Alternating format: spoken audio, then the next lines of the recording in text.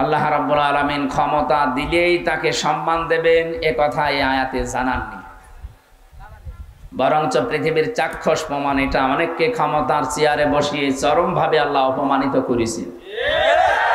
এই জন্য আমাদের সম্মান তালাশ করা লাগবে ইমানের কোয়ালিটির ভেতরে, যে আমার আসলে ইমানে আমি কয় নম্বরে আছি। মান রাআ মিনকুম মুনকারান ফালিয়ুগাইয়্যিরহু বিয়াদিহি। তোমাদের ভেতরে কেউ যদি কোনো অন্যায় কাজ দেখে, আল্লাহ বিরোধী, সমাজ বিরোধী, মানবতা বিরোধী কোনো কাজ যদি দেখে, ও যদি ফার্স্ট ক্লাস ইমানদার হয়, তাহলে তার দায়িত্ব হচ্ছে ওটা তার হাতের দ্বারা বন্ধ করে দেওয়া। হাত মানে শুধু এই হাত নয়, এটা ক্ষমতার হাত হতে পারে, এটা টাকা পয়সার হাত হতে পারে, এটা প্রভাব প্রতিপত্তির হাত হতে পারে, এই হাতও হতে পারে। যে কোনোভাবে অন্যায়টা যারা বন্ধ করার চেষ্টা চালাবে, এটা হচ্ছে ফার্স্ট ক্লাস ইমানদারের বৈশিষ্ট্য। যদি এটা আপনি না পারেন, অপারগ হয়ে যান, তাহলে দ্বিতীয় নম্বরে আপনাকে মুখ দিয়ে বলা লাগবে যে এটা অন্যায়।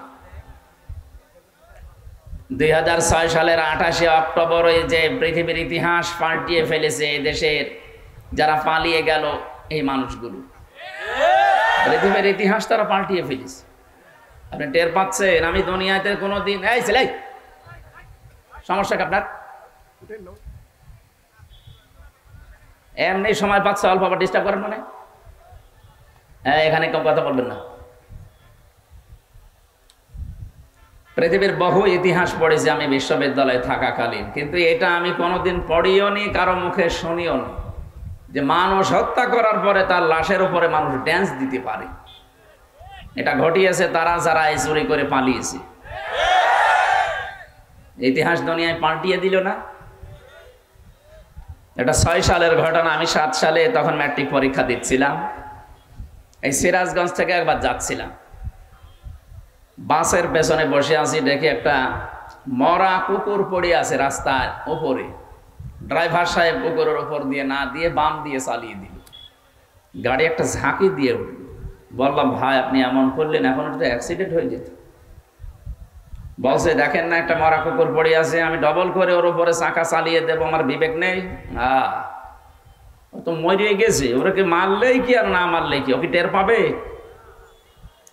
ড্রাইভার আমার দিকে ঘুরে বলছে, হুজুর আপনি কি আসলেই হুজুর নাকি ভুল ধরেছি? হ্যাঁ, আপনি কেমন হুজুর? আপনি দেখেন একটা মরা কুকুর পড়ে আছে, আমি ডবল করে চাকা চালাবো, আমার বিবেক নেই? এই কথা শোনার জন্য আমি ছিলাম। আপনার নাম কি? বলছে সুব্রত। তার মানে বোঝা যাচ্ছে লোকটা হিন্দু। কথা বলছে না কেন? বললাম, ভাই আপনার বিবেক আছে কিন্তু ইমান নেই। ইমান যদিও নেই, আপনার নাম শুনি আমি বুঝলাম যে আপনি আমাদের ধর্মের মানুষ না, আপনি একটা হিন্দু মানুষ। কিন্তু আপনার ইমান না থাকলেও আপনার বিবেক আছে যে মরা জিনিস যদিও নিকৃষ্ট, কিন্তু ডবল করে মারা যাবে না। কিন্তু গত বছরে এই 6 সালে অক্টোবর মাসের 28 তারিখে পৃথিবীর ইতিহাস পাল্টিয়ে দিয়েছে একজন হাজি। কথা বলে না কেন? হজ করে এসে ক্ষমতায় যাবার আগে যে মানুষগুলো মাথায় পট্টি বাঁধে, হাতে তসবি নিয়ে মানুষকে যে ধোকা দিয়ে বোকা বানিয়ে আল্লাহওয়ালা মনে হচ্ছে রাবিয়া বছরের ছোট বোন, অথচ আপনি এই কাজ করতে পারলেন। শুধু শুধু ঢাকার মানুষগুলোকে যদি বলতেন তোমরা লগে বইটা নিয়ে আসো, আমরা কিছু বলতাম না। সারা দেশ থেকে নিয়ে আসলেন, এখনো পর্যন্ত এই উস্কানি আপনার বন্ধ হয়নি, এখনো চালাচ্ছে। কথা বলছে না কেন? আজকেও চেষ্টা চালিয়েছিল, গতকালকে আল্লাহ ব্যর্থ করে দিয়েছে। জালেমদের যত ষড়যন্ত্র, এটা ব্যর্থ করার দায়িত্ব আল্লাহর। আমরা শুধু চেষ্টা চালাবো যেন ওরা সফল হতে না পারে। ইন্নাহু লা ইফলিহুজ জালিমুন, আল্লাহ গ্যারান্টি দিচ্ছেন কখনো জালেমরা সফল হচ্ছে না, হবেও না। সুতরাং যিনি দেশ ছেড়ে পালিয়ে গেছে, তার কথা মতো এদেশ যদি অশান্তি করার চেষ্টা চালান, নিজের পেছনে লাল হবে, ওনার কিছু হবে না।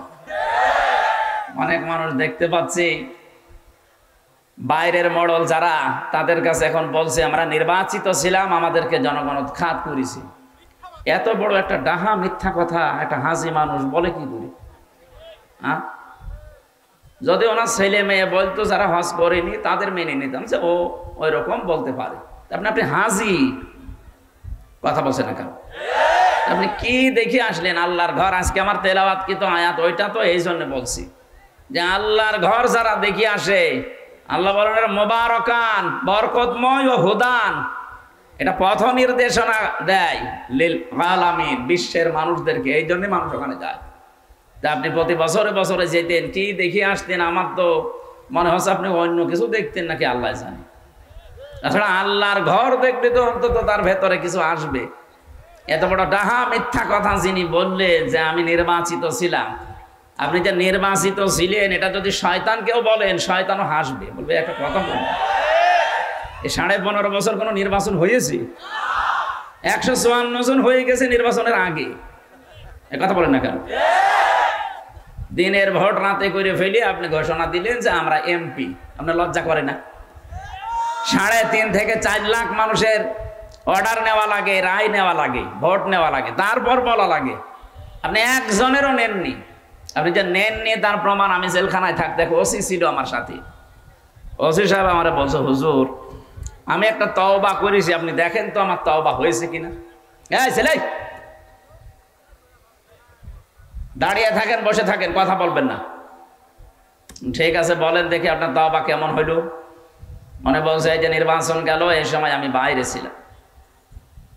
আমি রাত 12টার পর থেকে আমার যা দল বল আছে, এসআই এবং কনস্টেবল, এদেরকে নিয়ে আরো কিছু আল্লাহর ওলিদের সাথে নিলাম।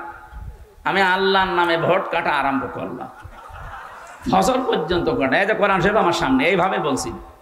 আমি ফাঁসির কন্ডেম ছেলে ছিলাম, ওই জায়গায় যে বলছে আমার তাওবাটা আপনি দেখেন। ফজর পর্যন্ত ভোট কমপ্লিট করে আমি বাক্স ভর্তি করে জায়গা মতো পাঠিয়ে দিলাম। এবার গোসল করলাম, ওযু করার পরে আমি 2 রাকাত নামাজ পড়ে বললাম আস্তাগফিরুল্লাহ।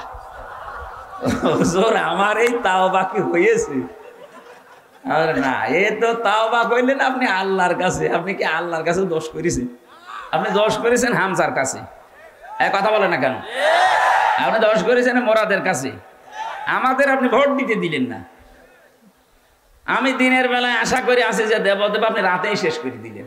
আমি কিভাবে আপনি বলেন যে আমি আস্তাগফিরুল্লাহ? আপনি তো আল্লাহর কাছে দোষ করেননি, করেছেন হামজার মতো 3.5 থেকে 4 লাখ মানুষের কাছে। এদের কাছে আগে মাপ চাবেন। এরা যদি মন থেকে বলে ঠিক আছে যা তোরে ছেড়ে দিলাম, এতটুকুই হবে না। ভয়ঙ্কর তথ্য হচ্ছে আপনি এই 15.5 বছরে বহু মানুষ দুনিয়া থেকে বিদায় নিয়েছে, তাদের কাছে মাপ চাবেন কি করে? কথা বলছেন? এই জন্য তাওবা ওনারটা যেমন হয়নি, এদেশে বহু মানুষের তাওবা এখন এই ঠেলায় পড়ে ঢেলায় সালাম করছে। হুজুর আমরা একটু ভালো করেন। ভালো করবো কি করে? আপনার কারণে মোরা 15.5 বছর ব্যবসা করতে পারিনি। ও পালিয়ে পালিয়ে রাতের পরে রাত, দিনের পরে দিন পালিয়েছে। আপনার কারণে হাজার হাজার টাকা নষ্ট হয়ে গেছে। আপনার কারণে বহু মানুষ 15.5 বছর বিনা কারণে জেল খাটতেছে। কত মানুষ আয়না ঘরে, বড় আশা ছিল ফিরে আসবে ইলিয়াস আলী, না আর ফিরে আসলো না। আপনি এরকম একটা নাটক করলেন, তার মেয়েটাকে বুকের ভেতরে নিয়ে যে না তোমার বাবা যদি বেঁচে থাকে আমি নিয়ে আসতেছি। আপনি কিন্তু জানতেন যে ওই সময় সে বেঁচে আছে। আমি আয়না ঘরে 10 দিন ছিলাম, আমি জানি। এখানে যখন চোখ বেঁধে নিয়ে যেত, ভেতরে যাবার পরে খুলে দিত। যাওয়ার পরে দেখতাম এক একজনের নখ এত বড় বড়, চুল দাড়ি গোপ, মনে হচ্ছে যে জঙ্গল থেকে বেরিয়ে আসতেছে। কেউ আছে 5 বছর, 7 বছর, 8 বছর, 9 বছর, 14 বছরের মানুষ আমি পেয়েছি। একটু বলেন তো, একটা কবরের মতো জায়গায় 14টা বছর একটা লোক আছে, আপনি কি খেলা মনে করেন? আপনি 2 দিন থেকে দেখেন তো। এখনো পর্যন্ত অনেকে জালেমের পক্ষে স্ট্যাটাস দিচ্ছে যে কি হয়েছে যে তারে পালানো লাগলো, কি হয়েছে আপনি টের পাচ্ছেন না। আপনি তো জান্নাতে ছিলেন। আপনি যদি আমার জায়গায় থাকতেন আপনি টের পাতেন যে কি হয়েছে, আপনি টের পেতেন। এই বড় বড় নখ দিয়ে অনেকে দেওয়ালের সাথে খুশিয়ে খুশিয়ে মোবাইল নাম্বার লিখে ছোট ছোট করে লিখেছে, ভাই যদি বাইরে যেতে পারে অন্তত এই নাম্বারটা একটু জানাবেন যে আমি বেঁচে আছি। একটা লোক জানে না 14 বছর যে এটা কোন বছরও জানে না, এটা কোন মাসও জানে না, এটা কয়টা বাজে তাও জানে না। আপনি মানবতার সাথে এই কৌতুক করে এখন মানবতার কথা বলছেন বিশ্বের মোড়লদেরকে। নূর হোসেন দিবস পালন করতে গেছে, পৃথিবীর সবচাইতে বড় স্বৈরাচারীর তালিকায় 6 জনের নাম আছে। আপনি ইন্টারনেট দেখেন, তার ভেতরে যিনি পালিয়েছে ওনার নাম পাবেন।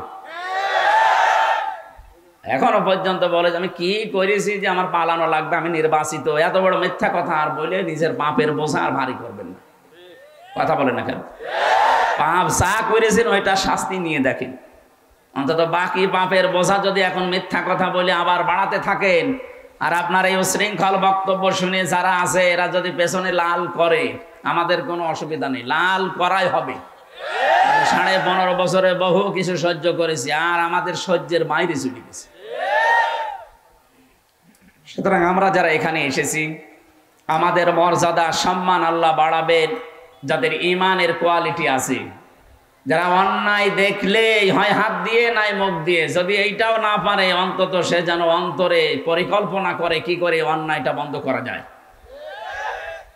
বাংলাদেশে কয়েকটা অন্যায় এখন শুরু হওয়ার সম্ভাবনা ছিল, আল্লাহ যদিও বন্ধ করে দিচ্ছে। এই যে সমকামিতার নাম নিয়ে, মানবাধিকারের নাম নিয়ে সমকামিতা প্রমোট করছে, এটা যে প্রকাশ্য হারাম কাজ, আল্লাহর সৃষ্টিকে পুরা পাল্টিয়ে দিচ্ছে তারা। এদেশে একটা মুসলমান জীবিত থাকতে পৃথিবীর যত বড় শক্তিশালী রাষ্ট্র হোক, এদেশে আল্লাহর এই হারাম কাজের কোনো অফিস ঢাকাতে আমরা খুলতে দেব না। এতে জীবন যায় যাক, থাকে থাক। ইব্রাহিম আলাইহিস সালাম আমাদের জাতির পিতা, বানানো কাউকে আমরা মানি না, মানতে পারি না। আল্লাহ বলেন হুয়া জিতাবাকুম, আমি তোমাদেরকে নির্বাচিত করেছি। ঢাকাবাসী বিবেক দিয়ে বলবেন, নির্বাচিত করা হয় সেই পদ্ধতির মাধ্যমে, তার নাম নির্বাচন। বলেন বলেন, নির্বাচন সিস্টেমই তো আপনি ধ্বংস করে ফেলেছেন। এটা বিশ্বের কাছে বলতে পারেন না যে আমি নির্বাচন তুলে দিয়েছিলাম, তখন আপনি জোটা পিঠা খাবেন। এইটা বলে না, বলে আমি নির্বাচিত সরকার। আমার মনে হয় ঘোড়াও যদি এ কথা শোনে, ঘোড়াও বলবে যে একটু একটু হেসে।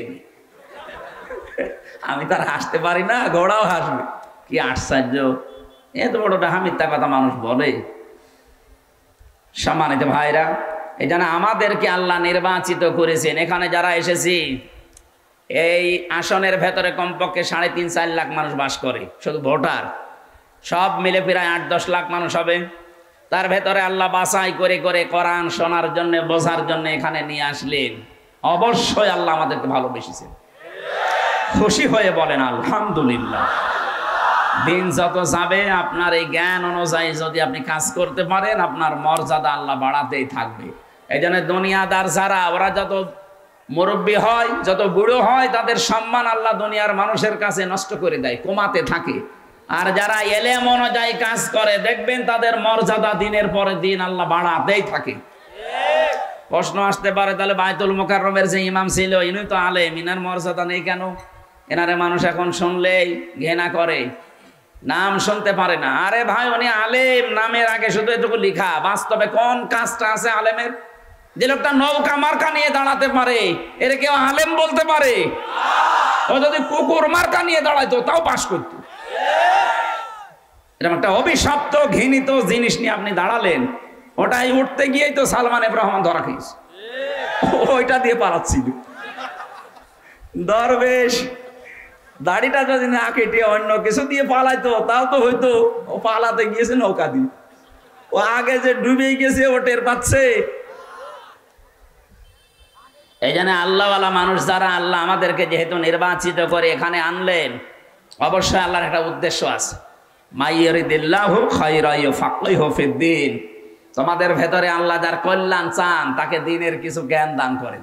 আজকে আমরা কোরআনে কারিম থেকে কিছু জ্ঞান এখানে নিয়ে যেতে চাই নাকি? কোরআন শুনতে হলে কয়েকটা জিনিস আগে আমল করা লাগে। 1 নম্বরে শুনতে হবে আর চুপ থাকা লাগবে। এ নির্দেশ কার? ফাস্তামিউ লাহু ওয়া আনসিতু, শুনবা এবং চুপ থাকবা, দুইটাই ফরজ। যদি আমরা এই দুইটা আল্লাহর নির্দেশ অন্তত ঘন্টাখানিক মেনে চলতে পারি, লাআল্লাকুম তুরহামুন, আশা করা যায় আল্লাহর রহমত এখানে নাজিল হবে ইনশাআল্লাহ।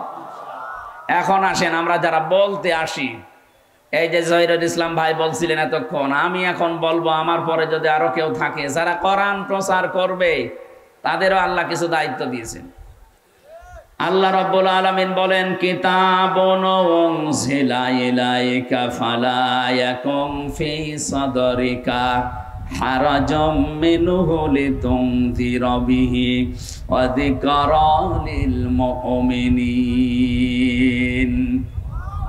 সূরা আরাফের 2 নম্বর আয়াতে আছে আল্লাহ বলেন কিতাবুন, এই একটা কিতাব। কিতাব কয়টা বলেন তো? এই একটা। আর পৃথিবীতে যত কিছু আছে সব এই কিতাবের ব্যাখ্যা। বিশ্বনবী মুহাম্মদুর রাসূলুল্লাহকে আল্লাহ দুনিয়ায় পাঠানোর পরে সূরা আলে ইমরানের ভেতরে আয়াতটা আমি পেয়েছি, ওয়াইযে আখাযাল্লাহু মিসাকান নাবিয়্যিনা লামা আতাইতুকুম মিন কিতাবি ওয়া হিকমা ইলা আখিরি আয়া। আমি প্রতিটি নবীর কাছে অঙ্গীকার নিয়েছিলাম যে তোমাদের কাছে আমি যে কিতাব এবং হিকমত দিলাম এইটাকে সত্য প্রমাণ করার জন্য একজন রাসূল আসবে। ওই রাসূল যখন এসে যাবে তোমাদের প্রতি কিতাব এবং হিকমতের সাক্ষ্য দেওয়ার জন্য, সত্যতা প্রমাণের জন্য মাস্ট বি, লাম আছে এখানে, লা নুকমিনান্না বিহি ওয়ালা তানসুরুন্না, অবশ্যই তোমরা তার প্রতি বিশ্বাস করবে, ঈমান আনবে এবং তাকে সাহায্য করবে। একথা দিবালোকের মতো সত্য। এই পৃথিবীর সর্বশেষ নবী এবং রাসূল আল্লাহ যার ঘোষণা দিয়েছেন তিনি আমাদের নবী মুহাম্মদুর রাসূলুল্লাহ। সুতরাং এখন তামাম দুনিয়ায় যত ধর্মের লোক আছে সব ধর্ম ডিলিট। কথা বলেন না কেন? সব ডিলিট হয়ে গেছে। অনেকে সনাতন ধর্ম বলতে মনে করে হিন্দু ধর্ম, না, এটা মিথ্যা কথা। সনাতন মানে পুরাতন। সনাতন মানে কি? এই পৃথিবীর পুরাতন ধর্ম ইসলাম। এর আগে কোন ধর্ম দুনিয়ায় ছিল? আরো জোরে বলেন। ইসলামের আগে দুনিয়ায় কিছু ছিল না, ইসলামের পরেও কিছু থাকবে না। এখন ৪৫০০-এর উপরে ধর্ম চলছে তামাম দুনিয়া মিলে। এটা বন্ধ হয়ে গেল কেন?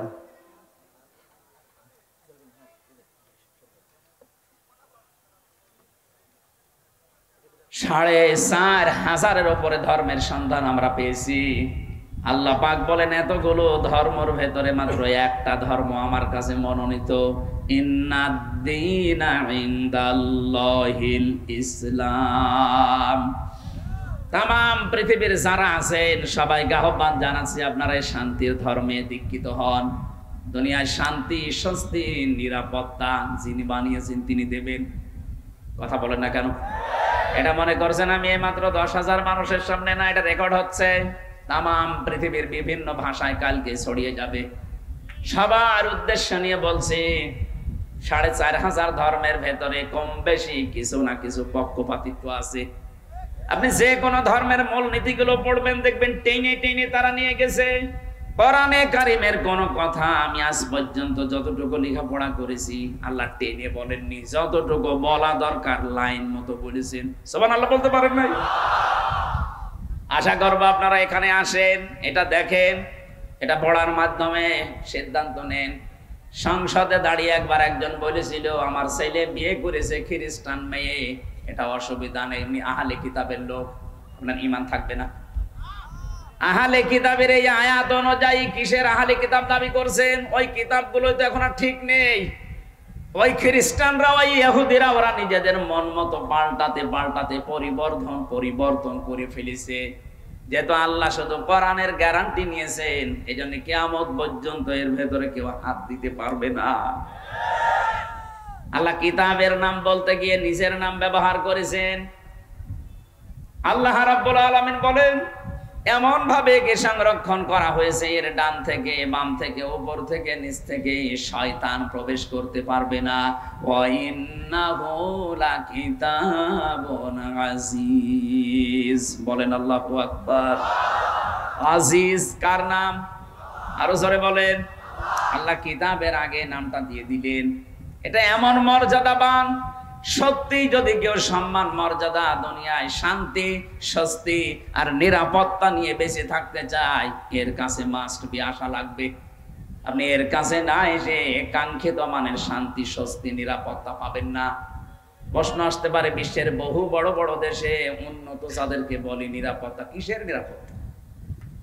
এই ছোট জীবনে আমি বহু দেশ ঘুরেছি। কয়েকদিন আগে সিঙ্গাপুর, থাইল্যান্ড সহ কয়েকটা দেশ ঘুরে আসলাম। ওরা উন্নত ঠিক, কিন্তু মানুষের গ্যারান্টি দিতে পারে না। আমেরিকা এত উন্নত, সন্ধ্যা 7টার পরে মার্কেট গুলো বন্ধ করে দিতে বাধ্য হয়, কারণ গ্যারান্টি নেই, নিরাপত্তা দেবে কে? আমাদের দেশে কোরআনের নিয়ম নীতি চলে না, সবগুলো যতটুকুই বিশ্বাস আছে এই বিশ্বাসের উপরে নির্ভর করে নরসিংদীর বাবু বাজারে রাত 2টা-3টা পর্যন্ত বাজার চলছে। এরা যদি সত্যি কায়েম হয়ে যায় 2টা-3টা পর্যন্ত না, ফজর পর্যন্ত চললে কেউ চোখ তুলে তাকাবে না। সেরকম একটা দেশ আমরা চাই, কথা বলেন ঠিক কিনা? আল্লাহ বলেন, হে নবী, এই যে কিতাব আপনাকে আমি একটা দিয়েছি, এটা শুধু সোমা খাবেন আর মাথার উপরে রেখে দেবেন। কি করবেন এটা দিয়ে? কিতাবুন উনজিলা ইলাইকা ফালা ইয়াকুন ফি সাদরিকা হারাজুম মিনহু লিতুনদিরা বিহি। এটা দিয়ে যখন মানুষদেরকে সতর্ক করবেন, ওই সময় যেন আপনার মনে কোনো সংকীর্ণতা কাজ না করে। আপনি কারো দিকে টেনে কথা বলবেন না। এখানে আমি হারাজনের 6টা অর্থ পেয়েছি। 1 নম্বরে ভয়, ভীতি, দ্বিধা, দ্বন্দ্ব, সংশয়, সন্দেহ, এগুলো আপনার মন থেকে আপনি আগেই দূর করে কোরআন সামনে নিয়ে মানুষদেরকে সতর্ক করবেন। সবার উপকার হবে না, ওয়াযিকরালিল মুমিনিন, যে মানুষগুলোর ঈমান আছে এই মুমিনদের কোরআনের আলোচনায় উপকার হবে। কে বলছে? ওয়াদাক্কির ফাইন্নাল যিকরা তানফাউল মুমিনিন। আপনি আলোচনা করেন কোরআন দিয়ে, যে মানুষগুলোর ভেতরে ঈমান আছে এদের উপকার হবে। তানফাউ, এটা মজারে, বর্তমান, ভবিষ্যৎ, present, future.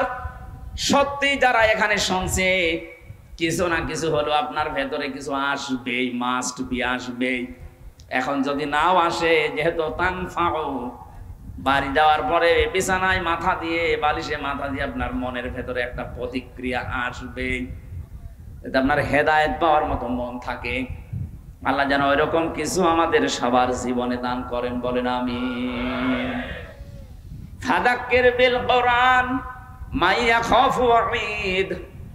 So admonish and or by the holy Quran him who fears my threat. আল্লাহ বলেন, আপনি তাদের সামনে কোরআন দিয়ে নসিহত করেন, উপদেশ দেবেন, যে মানুষগুলো আল্লাহর ধমকের ভয় করে। আমাদের আল্লাহর ধমকের ভয় আছে না নেই?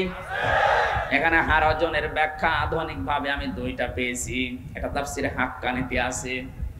1 নম্বরে, হে নবী, কোরআন দিয়ে যখন আপনি মানুষদের সামনে আলোচনা করবেন, দেখবেন আরে পোকা হুজুর ছেলে না তো জানে না যেটা আমির হামজা। এই জন্য বলছিলাম লাইট বন্ধ করবেন। আর কে করেছে নাকি বাসর ঘর সাজিয়েছে, তো লাইট দেওয়া লাগে।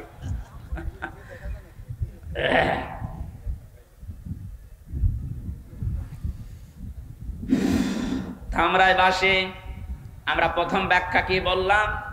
কোরআন যারা শুনতে আসে, আপনার সামনে এমন মানুষ বসে আছে, কোরআনের কথা বক্তব্য শোনার পরে ওরা না বোঝার কারণে রাগ করতে পারে। এরকম মানুষ দেশে নেই? এই 15.5 বছর আরো বেশি ছিল। যেটা বোঝাতে চাই কোরআন দিয়ে, সেইটাই ওর বিরুদ্ধে যায়। একবার খুলনায় গিয়েছিলাম, রূপসা থানা সম্ভবত সভাপতি উনি, ওই থানার যারা পালিয়েছে ওই দলের সভাপতি। আমারে বলছে, হুজুর, এখানে বিভিন্ন রাজনৈতিক দলের লোকজন আছে, আপনি সাংসারিক জীবনে কেন গন্ডগোল হয় এইটা বলেন। ঠিক আছে, এখন স্বামী স্ত্রীর গন্ডগোল হয় 5টা কারণে, আর এটা মেটাতে হয় 5 কারণ দিয়ে। কোরআনে কারিমের সূরা নিসার 34-35 নম্বর আয়াতে আল্লাহ ব্যাখ্যা দিয়েছেন। আমি একেবারে লাইন আকারে বলতে আরম্ভ করলাম। মাহফিল শেষ করে ওনার বাড়িতে খাবার খাওয়া, যেই গেছি দেখে মুখ গোমরা করে আছে। কি রাগ হয়ে গেল কেন? হুজুর, আমার বউর সাথে যে আমার গন্ডগোল, আপনি জানলেন কি করি? কি করে জান না? আপনারে মনে হয় কেউ বলে দিয়েছে। আপনি যা যা বললেন এইটাই আমার আজকে দিনের বেলায় হয়েছে। আমারে কেউ বলে দিয়েছিল না, বলেছে একজন। 1500 বছর আগে কোরআনে কারিমে আল্লাহ আগেই জানিয়ে দিয়েছেন যে এই কারণে গন্ডগোল হয়। কথা বলেন না কেন? ওইটা বললে ওর যদি দিনের বেলা ওই রকম কাজ করে, ওর মিলবে না।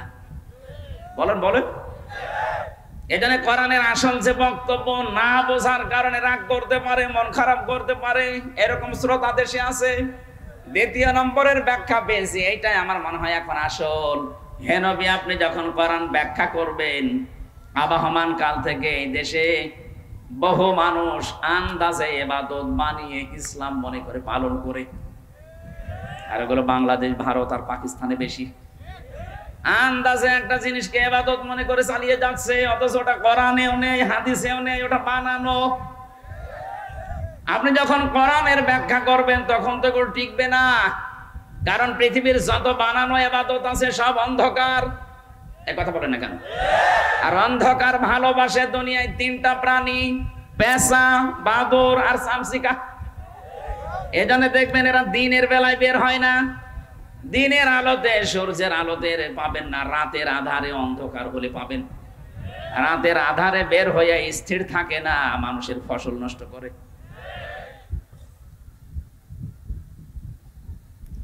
না বসতে পারলে দরকার একটা চেয়ার দেন। এদের যে নাম, সূর্যের আলো, দিনের আলো এদের সহ্য হয় না, এদের জানেন নামও দেখেন কেমন উল্টাপাল্টা নাম, পেঁচা, বাদুর, চামচিকা। আমার মনে হয় একবার দেখলে মনে হয় আর একবার দেখতে মন চাবে। এদের নামের সাথে চেহারারও মিল আছে। পেঁচা জীবনে দেখেছি আমরা যারা, আল্লাহকে কোনোদিন বলেছি আল্লাহ আর একবার দেখার সুযোগ দিও, কারণ তো দিনের আলো ভালো লাগে না, রাতের অন্ধকার ভালো লাগে, বের হয়েই মানুষের ফসল নষ্ট করে। এক কথা বলে না কেন? বাদুর, চামচিকা এদের কাজ এইটা। দুনিয়াতে যারা ইসলামের আলো, কোরআনের আলো সহ্য করতে পারে না, এই মানুষগুলো দুনিয়ায় অন্ধকারের পথ বেছে নেয়। হয় শিরিকের অন্ধকার, নাই বেদাতের অন্ধকার, নাই কুফরের অন্ধকার, সর্বশেষ জুলুমের অন্ধকার, যেটা 15.5 বছরে সবচাইতে বেশি বেছে নিয়েছিল জুলুম। এটাতে কত বড় অন্ধকার। আর জুলমু জুলুমাতু ইয়াউমাল কিয়ামাহ, নবীজি বলেন কিয়ামতে জুলুম অন্ধকার হয়ে দেখা দেবে, নিজের শরীরের পশম পর্যন্ত তুই দেখতে পাবি না। এই জন্য 15.5 বছরে যারা এই কাজ করে গেলেন, আপনার জীবনের দুনিয়া শেষ করে ফেলেছেন। আপনি যদি বলেন না আমি ওর সাথে ছিলাম না, আমি শুধু সহযোগিতায় ছিলাম, আপনার জীবন ধ্বংস। বিশ্বনবী জানিয়েছেন, কেউ যদি জানা শোনার পরে এই সিদ্ধান্ত নিয়ে কাজ করে যে লোকটা জালেম, আপনি জানেন, এরপরও তাকে সাপোর্ট করেন, তাকে সমর্থন করেন, তার সাথে থাকেন, নবীজি বলেন ও যেন আমার উম্মত থেকে বের হয়ে গেল। আপনি নবীর উম্মতই নেই, সুপারিশ পাওয়া আপনার জন্য অবান্তর, আপনি আশাও করতে পারেন না। জালেমদের দুনিয়াও শেষ, আখিরাতও শেষ। হ্যাঁ, ওদের একটা পদ্ধতি এখন বাকি আছে। এই 15.5 বছরে যারা জুলুম করেছেন, যে যেই ধরনের জুলুমে ছিলেন, যে যে ধরনের অত্যাচার করেছেন, ওই অত্যাচার যার উপরে করা হয়েছে, জুলুম যার উপরে করা হয়েছে, আপনি আগে তার কাছে যাবেন, তার কাছে মাফ চাবেন, তার ক্ষতিপূরণ দেবেন, এরপরে আস্তাগফিরুল্লাহ পড়বেন, এরপরে মাফ হবে। আমরা অনেকে মনে করছি যাই করলাম, এখন একবার আস্তাগফিরুল্লাহ পড়ে নিয়ে ওসির মতো হবে। বলুন হবে না কেন? এবার একটা হাদিস বলছি, এদিকে তাকান। একটা যুবতী মেয়ে এসে বলে, হে রাসূল, আমি জিনা করেছি, গর্ভবতী হয়ে গেছি, দয়া করে আপনি আমার উপরে হক জারি করেন, আমাকে মুক্ত করেন এই পাপ থেকে। কারণ আমি জানি কোরআনে কারিমে আছে 3টি অপরাধের শাস্তি আল্লাহ ডবল করে দেবে। কয়টা? আরো জোরে বলেন। সূরা ফুরকানের 68 নম্বর আয়াতে আছে, ওয়াল্লাযীনা লা ইয়াদউনা মা'আল্লাহি ইলাহান আখারা, এই দুনিয়ায় যারা আল্লাহর সাথে অন্য কাউকে ডাকে তাদের শাস্তি হবে ডবল। বাংলাদেশে বহু জেলাতে এখন হচ্ছে, আল্লাহর নামে জিকির করার পাশাপাশি কিছুক্ষণ পরে দেখবেন ইয়া আলী বাবা, কেল্লা বাবা, ফতে বাবা, এই কথা বলছেন। এখানে আপনি আলেমদের জিজ্ঞাসা করেন, মাআল্লাহ, আল্লাহর সাথে ইলাহান আখারা, অন্য কোন ইলাহাকে যদি কেউ ডাকে তার শাস্তি হবে কয়টা? Double double. বলেন বলেন। দ্বিতীয় নম্বরটা আমাদের দেশের সাথে মিলে যাবে, এজন্য এটা আমার মনে হয় না বলাই ভালো। এখন তার কোনো ভয় নেই। আগে যদি বলতো হুজুর এটা বলবেন না, বলতাম ঠিক আছে আল্লাহুম্মা আমিন। এখন তার আল্লাহুম্মা আমিন নেই। আল্লাহ পাক বলেন ওয়ালা ইয়াকতুলুনান নাফসাল্লাতী হারামাল্লাহু ইল্লা বিল হক।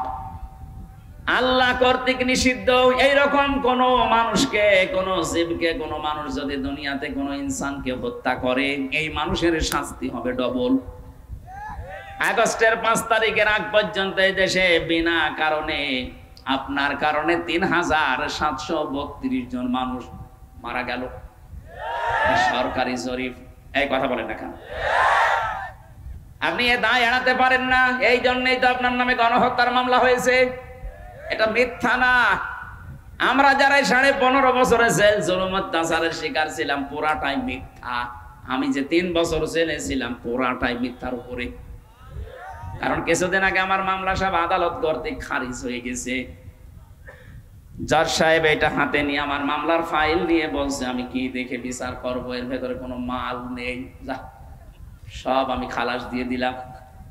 তার মানে আমি যে নির্দোষ, যে মামলা আমাকে দিয়েছিল এর সাথে আমার কোনো সম্পর্ক নেই, এটা আদালত কর্তৃক প্রমাণিত। একটা নির্দোষ মানুষকে আপনি 2টা মামলা দিয়ে 3টা বছর জেলে রাখলেন, আপনার নামে মামলা হয়েছে 165টা। এক কথা বলছেন, এক একটা মামলায় যদি 1.5 বছর করে হয়, 165টা মামলা আপনি মোবাইলে একটু হিসাব করেন, কত বছর আপনাকে অন্তত বৈধভাবে জেলে থাকা লাগবে। এরপরও যদি আপনি উস্কানি দেন যে আমি চট করে ঢুকে পড়বো, আসেন। এই দেশের মানুষ এখন আর আগস্টের 5 তারিখের আগে নেই। 5 তারিখ পরিবর্তন হয়ে এখন চলছে 11 তারিখ, তাও 2 মাস পার হয়ে গেছে। আশা করছি আপনি পাগলামি করবেন না। একটা স্বামীয়ারা মহিলাকে আমরা দেখেছি, স্বামী নেই তার, ছোট সন্তানটাও সে হারিয়েছে। এরকম একটা মেয়ে লোককে আপনি এতিমের মাল আত্মসাৎ করেছে, এরকম মিথ্যা অপবাদ দিয়ে বছরের পরে বছর জেলে রেখে দিয়েছিলেন। তাকে চিকিৎসাও নিতে দেননি। এই কথা বলছেন না কেন? আপনার উপরে তো এখনো জুলুম শুরু হয়নি। 165টা মামলা। কালকে আমি এক আদালতের এক হাইকোর্টের উকিল আমার সাথে ছিল, উনি আমি বলছেন যে 165টা অলরেডি হয়েছে, এখনো যে কত হবে, কারণ তো অপরাধের শেষ নেই, মামলা শেষ করবো কি করে? মকিম গাজীর নামে এক লোক আমার সাথে জেলে ছিল, বললাম ভাই কয় বছর জেল আপনার? বলছে 160 বছর। 160 বছর জেল? আপনি এখনো বলছেন 160 বছর, আপনি কবে জেল খাটবেন? আপনি তো মরে কবরে যাবেন, আবার উঠবেন, আবার জেলে যাবেন। ওনার যদি 165টা মামলায় 1.5 বছর করেও আমার মতো জেল হয়, বলেন কত বছর জেলে থাকা লাগবে? কবরে যাওয়ার পরে আবার ওঠা লাগবে না? এখানে মানুষ হত্যার সাথে যারা জড়িত তারা ডবল শাস্তি পাবেন। শুধু উনি একা না, উনি হয়তো হুকুমদাতা, হুকুমের আসামি হবেন। বাকি যারা এ কাজে জড়িত ছিলেন, বহু মানুষ আমি পেয়েছি, প্রশাসনের যে কয়জন জড়িত ছিল এবং দলীয় কায়দায় যারা এ কাজ করেছেন, আপনার শাস্তি দুনিয়া আখেরাত মিলে কয়টা হবে? এই বলেন না কেন?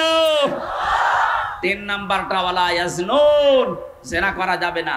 অথচ বাংলাদেশে এই 15.5 বছরে আমরা দেখেছি বুড়ো জেনাখোরের সংখ্যা দিনের পরে দিন বেড়ে গেছে। শরীর চলে না তাদের, নাকি রাত 12টা 2টা পর্যন্ত বিভিন্ন মানুষ ঘুম পাড়িয়ে বাড়ি যেত। বলেন নাউজুবিল্লাহ। এদের অবশ্যই হাতের জেনা, মুখের জেনা, লজ্জা স্থানের জেনা, তারপরে বাকি আমি বললাম না। এই কথা বলছেন এখন? জেনা করলে শাস্তি দুনিয়া আখেরাতে কয়টা? এই মেয়েটা এসে বলেছেন, হে নবী আমি জেনা করেছি, আমি জানি ডবল শাস্তি দুনিয়া আখেরাতে আমার হবে, আপনি দয়া করে আমার বিচারটা করে আমাকে মুক্ত করে দেন, কিয়ামতে যেন এই বিচার আল্লাহ ডবল করে না করে। নবীজি বললেন ঠিক আছে বাড়ি যাও, সন্তানটাকে খালাস হোক। মেয়েটা যখন সন্তান নিয়ে এসেছে, নবীজি বললেন না এখনই বিচার করা যাবে না, আগে তোমার বাচ্চাটা খাবার খাওয়া শিখবে। তোমার স্তনের দুধ তার অধিকার আছে 2 বছর। যদিও দুধ পান করার এই কাজ মারা যদি পালন না করে মায়ের গুনাহ হবে না, এ দায়িত্ব বাবার। কার? আমি কি বানিয়ে বলছি নাকি? এখানে আলেমরা যারা আছে, সূরা বাকারা 2 নাম্বার পারা 17 নাম্বার পৃষ্ঠা 1ম নাম্বার লাইনের 232 নাম্বার আয়াতের মাঝের অংশে আছে, আল্লাহ পাক বলেন লিমান আরাদা আইয়ুতিম্মার রাদা। আমি দায়িত্ব দিয়েছি, এখানে এটা মুযাক্কার শব্দ, মুয়ান্নাস না। বাবাদেরকে দায়িত্ব দিয়েছেন আল্লাহ, যত খরচ হবে, যত কিছু লাগবে, এর জন্য সব কিছু করবে কে? বাবা। বলেন বলেন। আমরা যারা বাবা, আমাদের তো কোনো মেশিন পত্র নেই, আছে?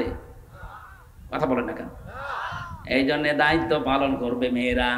এখন কোনো মা যদি বলে না আমি এটা করব না, তোমার ছেলে, তোমার এই মেয়ে 2 বছর দুধ আমি পান করাতে পারি, আমাকে 5 লাখ টাকা দেওয়া লাগবে, আপনাকে তাই দেওয়া লাগবে?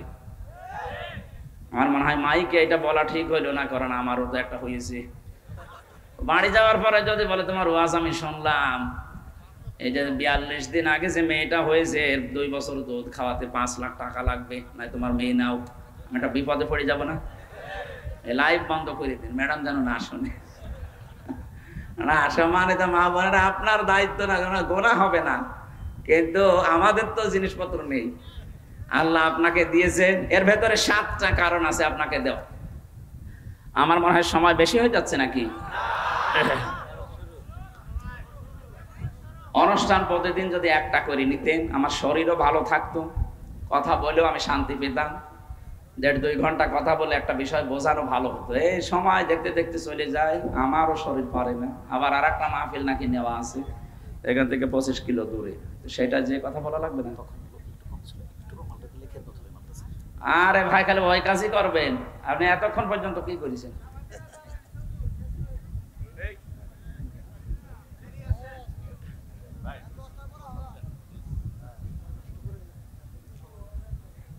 ধামরায় বাসে আমি ব্যাখ্যার দিকে গেলাম না, বাদ দিয়ে দিলাম। আল্লাহ রাব্বুল আলামিন জানিয়েছেন পৃথিবীর মেয়েরা 2 বছর দুধ পান করাও। নবীজি মেয়েকে বললেন যাও, খাবার যখন শক্ত খাওয়া শিখবে তখন আমার কাছে আসবে। এসেছে ওই মেয়েটা, ওই ছেলেটাকে আল্লাহর নবী একজন সাহাবীর আন্ডারে দিয়ে বললেন এই মেয়েটিকে মাটির ভেতরে গেড়ে দাও, পাথর নিক্ষেপ করা আরম্ভ করো। চারিদিক থেকে যখন পাথর নিক্ষেপ চলছে, এই ওর কি রূপ বেরিয়েছে, ওদিকে তাকাচ্ছেন মানে? একটা গুরুত্বপূর্ণ পয়েন্ট বলছে, আপনি কোন দিকে তাকিয়েছেন? এদিকে তাকান। শেষ পর্যন্ত নবীজি বললেন পাথর নিক্ষেপ করা আরম্ভ করো। চারিদিক থেকে যখন পাথর চলছিল, হযরতে আবু সাঈদ খুদরি, 2 জনের নাম আমি পেয়েছি, অথবা খালিদ ইবনে ওয়ালিদ, তিনি বলেন আমি এত জোরে একটা পাথর নিক্ষেপ করলাম, মেয়েটার নাকের উপরে লেগে ফিনকি দিয়ে রক্ত আমার শরীরে লেগে গেছে। আমি ভৎসনা দিলাম, বরদোয়া দিলাম, ঘৃণা ছড়ালাম যে কি এরকম নাপাক মহিলার রক্ত আমার শরীরে লাগছে। নবীজির কানে কথাটা যাবার পরে নবীজি বললেন থামো, এই কথা বলবা না। এই মহিলার যে অনুশোচনা, এর যে তাওবা, এই যে কাজ করলো তাওবার জন্য, এটা আল্লাহর দরবারে এত বেশি পছন্দ হয়েছে। জিবরাইল আমাকে জানিয়েছে কোন জালেম যদি এইভাবে তাওবা করতে পারে আল্লাহ তাকেও মাফ করে দেবে। আমি এই ঘটনাটা বললাম এই কারণে, হাদিসটা আজ এই 15.5 বছরে যারা জুলুম নির্যাতনের স্টিম রোলার চালিয়েছেন জাতির উপরে, বিশেষ করে ওই 14 দল বাদ দিয়ে বাকি সবাই আমরা তো মজলুম। কথা বলেন না কেন? নাম আমাদের আলাদা থাকতে পারে, কিন্তু ওই 14 দল বাদ দিয়ে বাকি সবাই আমরা এই দেশে মজলুম। এখানে ধর্ম দেখা দেখি নেই, যে ধর্মের লোক হোক, খালি 14 দল বাদে বাকি যা আছে সব আমরা মুসলিম। আমার সাথে তারেক জিয়া সাহেবের পিএস 3 বছর আমার পাশে ছিল অপু ভাই, ওনার বন্ধু যে গিয়াসউদ্দিন মামুন ভাই আমার নিচতলায় ছিল। এক একজনের মামলা শুনেছি বিএনপির যারা লিডার 313টা 565টা। কি গো, সারা জীবন তোর হাজিরা দিতেই শেষ হয়ে যাবে। আমি 2টা মামলায় পেরেশান হয়ে গেছি যে এত হাজিরা ভালো লাগে না, যদিও খারিজ হয়ে গেছে। আর ওদের এক একজনের মামলা 313টা 565টা।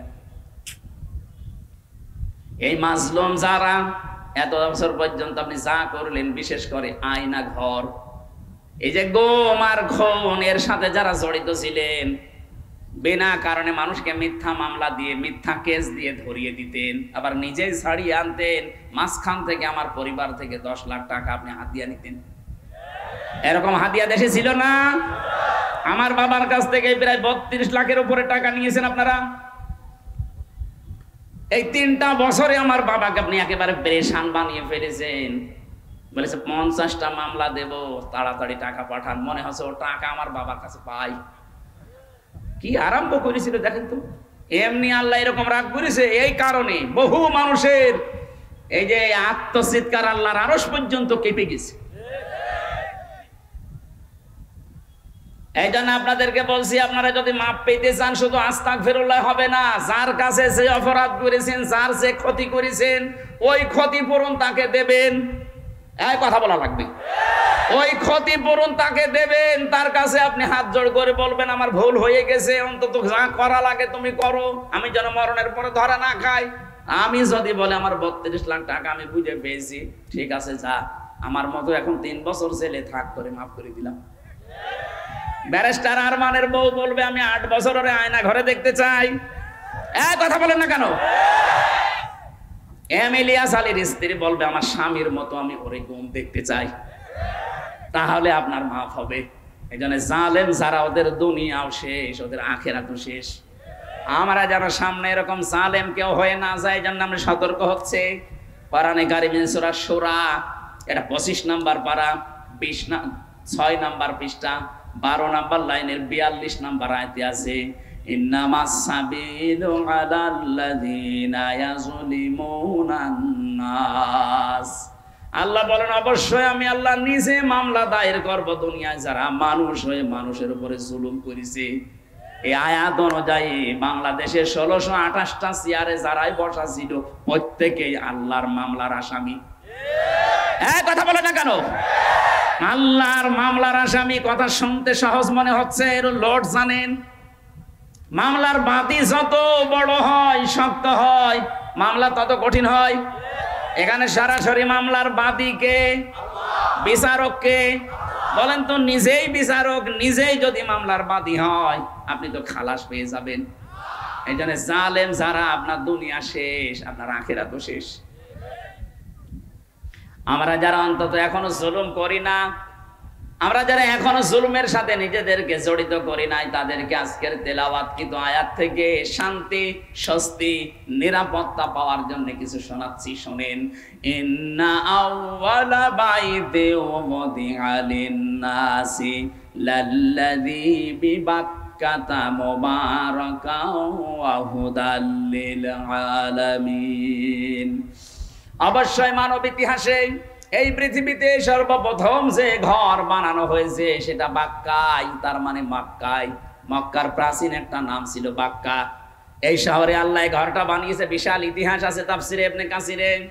আল্লাহ বলেন কেন বানালাম জানো? এটা বরকতময় করে দিয়েছি এবং হেদায়েত, মানুষকে পথ দেখানোর জন্য একটা ব্যবস্থা এই ঘরের ভেতরে রেখেছি। প্রশ্ন আসতে পারে ঘর মানুষকে কিভাবে হেদায়েত দেয়? দেয়। দুনিয়ার বহু জিনিস আমার এই চোখে আমি দেখেছি, অথচ কালো গিলাপ দিয়ে একটা ঘর মোড়ানো আছে, কি যেন আছে মায়া মহব্বত ভালোবাসা, একবার তাকালে আর চোখ ফেরাতে চাই না। লক্ষ লক্ষ মানুষেরা দেখেছি ওখানে যে কিছু নেই, আন্দাজে শুধু খাবার দিকে তাকিয়ে হা করে আছে। কারণ এই ঘরটা কার? আরো জোরে বলেন। ফিহি আয়াতুম বায়্যিনাতুম মাকাম ইব্রাহিম। এর ভেতরে আল্লাহর বিভিন্ন নিদর্শন আছে, তার ভেতরে অন্যতম মাকাম ইব্রাহিম। এটা কাবার অংশ ছিল, পরবর্তীতে হযরত ওমরের জামানায় এটাকে আলাদা করে কয়েক হাত দূরে এটা রাখা হয়েছে। এর এখানে যে শব্দগুলো আল্লাহ দিয়েছেন আয়াতুন, এই আয়াত মানে শুধু কোরআনের আয়াত না, আয়াত মানে নিদর্শন, আয়াত মানে ইতিহাস। আয়াত মানে কি? এই যে 15.5 বছরে আপনারা যে ইতিহাস তৈরি করে গেলেন, হয়তো এখন কেউ ভয়ে ইতিহাস লেখে না, কিন্তু ইতিহাস একদিন লেখা হবে। কথা বলুন। ইয়াজিদের ইতিহাস ওই সময় কেউ লিখতে পারেনি, কারণ হোসাইনের পক্ষে কেউ ছিল না। ইতিহাস কিন্তু লেখা হয়েছে। ইমাম হোসাইনকে সম্মানিত করে দিয়েছে, আর ইয়াজিদকে ঘৃণিত, নিন্দিত করে দিয়েছে। আজ যারা ইয়াজিদের মতো জুলুম করলেন, হয়তো 100 বছর পরে ইতিহাস লেখা হবে, যখন আপনি থাকবেন না, তখন আপনাকে তামাম পৃথিবীর সামনে ঘৃণিত, নিন্দিত করে জাতি উপস্থাপন করবে। আমরা এরকম কোন ইতিহাস রচনা করতে চাই না। এখানে আমরা যারা বসে আছি, বলেন তো 100 বছর পরে একজনও থাকবেন এখানে? আরো জোরে বলেন। এমনকি যাদের জন্য আমরা যা করছি, আমার এই যে আমার একেবারে জবান দিয়ে যা বলছি ঈমান থেকে বলছি, 100 বছর পরে না, আপনি যদি এইখানে আবার 100 বছর পরে ফিরে আসতে পারেন, দেখবেন এখানে আমরা যারা আছি একটা মানুষ নেই, সবাই কবরে। নতুন মানুষ এখানে এসে দুনিয়া চাষ করবে, তাদের সাথে পরিচয় নেই। যে ঘর বানাতে গিয়ে দুনিয়াদারি হয়ে গেলেন, যে ঘর সম্পদ ব্যবসা বাণিজ্য করতে গিয়ে আল্লাহর বিধান আপনি ভুলে গেলেন, এই সিন্ডিকেট করে করে বিভিন্ন মালের দাম বাড়িয়ে দিলেন, আপনি মারা যান। 100 বছর পরে এই সম্পদ, এই বাড়ি ঘরে আপনি ফিরে আসেন, আপনার নিজের আপন ছেলের ছেলের ছেলে 3 পুরুষের পরেও বলবে কে আপনি? আমির হামজা, আমি চিনি না। এই কথা বলে না কেন? এজন্য যার জন্য যা করে রেখে যাচ্ছেন, ওটা যদি অবৈধ পথে হয়, আপনার কপালে দুঃখ আছে, ও দুঃখ যেন সামনে না আসে। এই জন্যই তো আল্লাহ বারবার এই যে আয়াতুন, এটা বহু বচন দিয়েছেন, আয়াতুন দেয়নি। এখানে আমি প্রায় 27টা জিনিস পেয়েছি তাফসিরে হাক্কানির ভেতরে। আমার ওই মাহফিলটা না থাকলে আমি আজকে পুরাটা আলোচনায় আনতাম। এত সুন্দর সুন্দর ব্যাখ্যা মুফাসসিরিন ইকরাম এই জায়গায় তুলে ধরেছে। আয়াতুন, কেউ যদি সত্যি আল্লাহর আয়াত নিয়ে চিন্তা ভাবনা করে, আল্লাহ তাকে হেদায়েত দিয়ে দেবেন, সে পথ পেয়ে যাবে।